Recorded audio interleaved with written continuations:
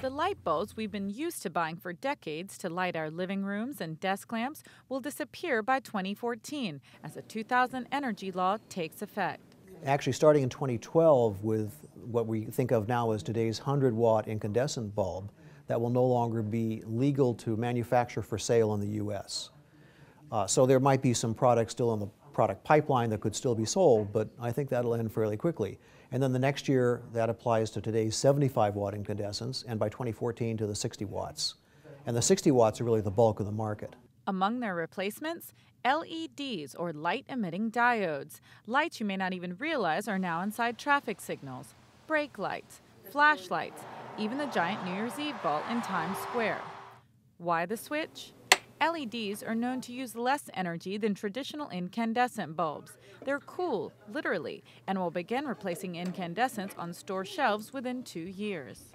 An LED can last about 5,000 hours, 5 times longer than an incandescent. While more than twice as expensive, they're said to be 4 times brighter. But it's that brightness that's worrying some British scientists. Britain's National Laboratory commissioned a study of LEDs and found despite the benefits in energy efficiency, LED bulbs could have health hazards. Specifically, they say it may actually burn the human retina. The retina is tissue, and what we found is that certain wavelengths or colours of light can cause damage at a cellular level to that tissue. Dr. Neil Haig is technical director at Luminance Corporation, which the lab commissioned for the study. There's no doubting that an LED light source at the moment can be dazzlingly bright.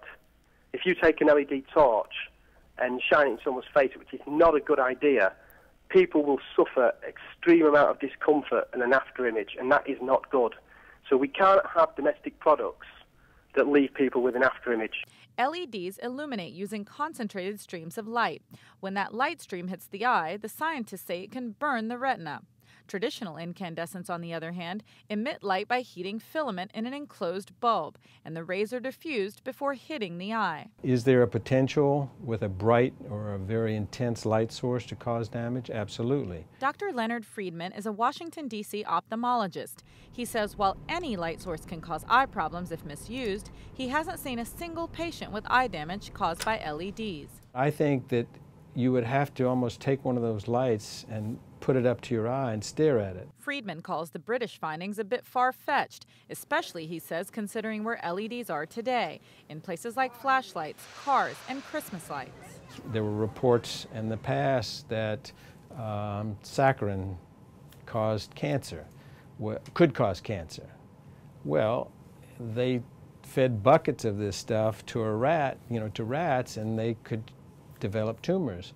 But no human could consume that amount. The American Ophthalmology Association says it knows of no cases of patients with damage to the eyes caused by LEDs, but it says no U.S. studies have been done on the impact. Harris agrees that while the prospect of LEDs burning retinas or any other part of the eye is not impossible, it is highly unlikely.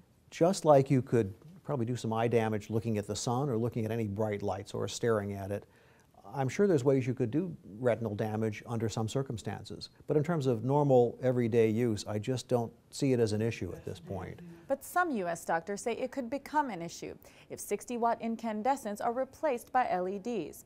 For now, though, regardless of the British health findings, look for incandescents to be completely gone within 5 years, replaced in part by LEDs. In Washington, Dipka Bhambhani, Clean Skies News.